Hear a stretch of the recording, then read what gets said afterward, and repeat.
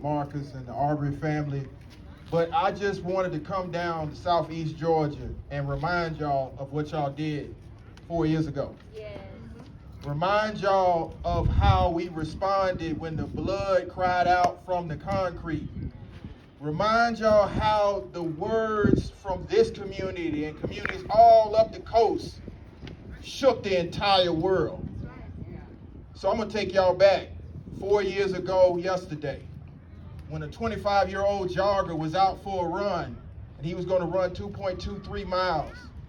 And he went through a house that was under construction because he liked to look at houses. He didn't do anything wrong. But Travis and Gregory McMichael and William Roddy Bryant decided that they were going to put out and mete out some vigilante justice.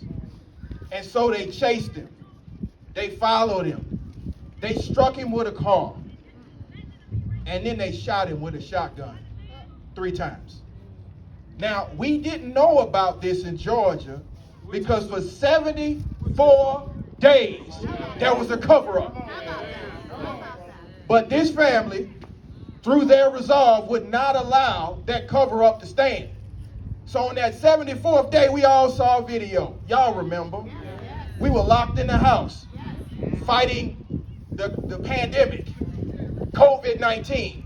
And then we realized we were fighting 2 pandemics because it wasn't just COVID-19, but it was racism 1619. And so we did what all Georgians do when some injustice happens. We rallied together. Many of us got on some buses and came down to Brunswick. Because let's be clear, what happens in Southeast Georgia affects all of Georgia. And so we got on that bus and we went through that neighborhood and we saw all those flags, and I'm not going to tell you whose name was on those flags. But we saw all those flags, Confederate and otherwise. And we walked through that neighborhood, and they would get scared when we walked through that neighborhood because I don't think they seen that many black people. And we asked the question of every neighbor, did you see what happened? Did you come help this young man off the ground? Did you hear him cry out? No? Well, we're going to make you hear him. And so we started running. We ran all through the 6 counties of Southeast Georgia. And then we ran through all 159 counties of Georgia. And then we ran all the way to Washington to send a message. And y'all, let's be clear, 2020 was one of the most pivotal years in American history. But remember where it started. It started in Southeast Georgia. So before we knew Breonna, before we knew George, we knew Ahmaud. And the new version of the civil rights movement, the continuation of the social justice movement, was born in Georgia. And so when you ask what the next step is, it's a continuation of what this family said for us to do. They were the ones that gave us the marching orders. The marching orders is full justice, which means on March the 27th, we're going to go on down to the 11th Circuit. We're going to remind them that the family wanted those hate crime convictions. And they got them. And they gonna keep them. We're not letting Travis and Gregory and William Roddy Bryant out of prison because we the ones that put them there. But not just that. There's a district attorney who's been on bond for about 2 years who thinks we're going to forget. We haven't forgot. We know that your lawyer is on the YSL trial. And as soon as he's off the YSL trial, he'll be in trial in Glenn County. So here's the thing. A lot of people ask the question, what is the NAACP doing? And I remind y'all that there was a name that y'all knew because of the NAACP. That was Emmett Till. But in this new iteration of the association, there's a name that we're going to make sure y'all never forget. And that's Ahmaud Arbery. because we have evolved into a greater association. And I don't say that lightly, because the association has done some incredible things. But we're not resting on our laurels about what we did in the 30s, the 40s, the 50s, the 60s, the 70s, or the 80s. We're talking about what we are going to do. And what we are going to do is continue to channel the voice of this family, the voice of millions of families in Georgia, to remind folks that Georgia didn't turn blue. Georgia turned black. And it's still black.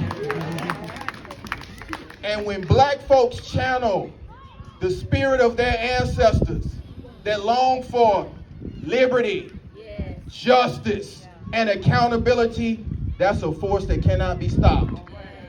So you can't suppress your way out of our voice. You can't threaten your way out of our voice. You can't sell us sneakers and tell us we're going to vote for you. Even though I'm the NAACP and I say vote your conscience, remember why we were marching. Remember what stirred up that hate. Remember what y'all did in 2020 in Georgia, in 2021 in Georgia, in 2022 in Georgia, in 2023 in Georgia, and what we are going to do in 2024. So here's the two things I want y'all to do. Three things, actually. On March the 27th, we're going to Atlanta to the 11th Circuit. We're going to send them a message. The message is the conviction stand.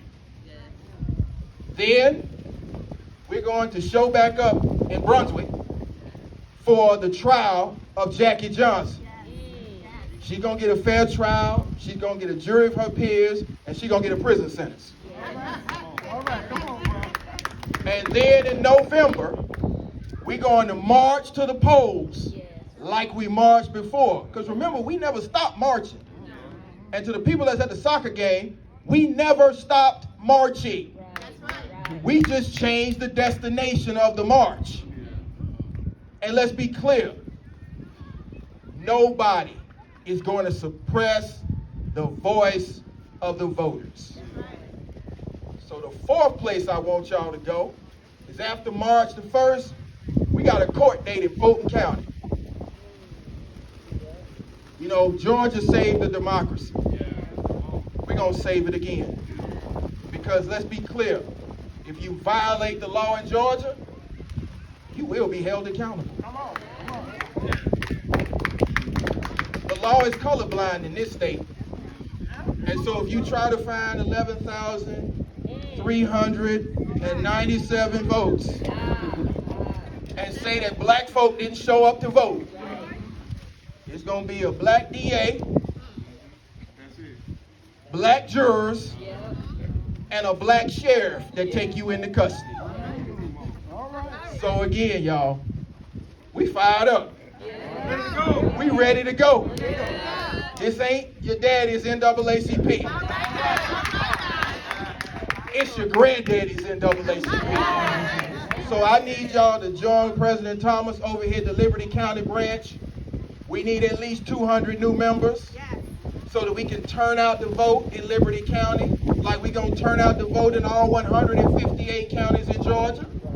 And then when we wake up that November day, we're going to cut on CNN. We're going to cut on Fox News.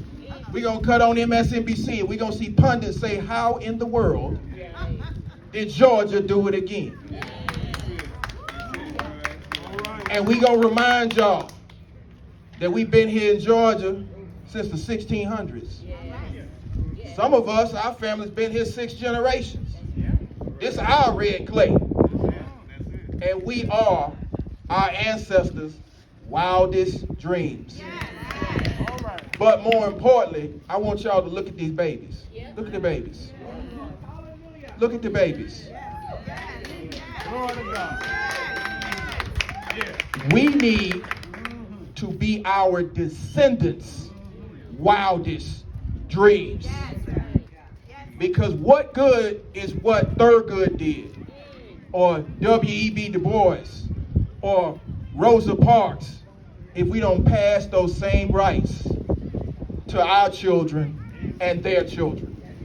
Let's be clear, there's an attack on black folks. Attack on our history, attack on our voting rights, attack on our education, attack on our very existence. But what do black people do when we under attack? Stand up and fight back. Now, we don't fight back the way they think we're going to fight back. Well, at least not some of us don't. But we are resolute. So, y'all, we got to send a message.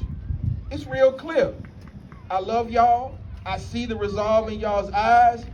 But it's go time.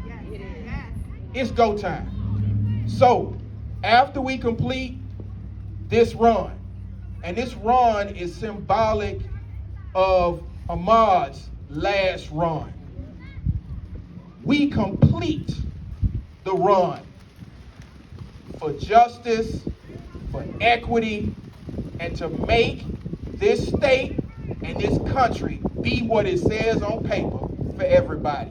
I appreciate all of y'all. Let's get fired up and let's finish the run.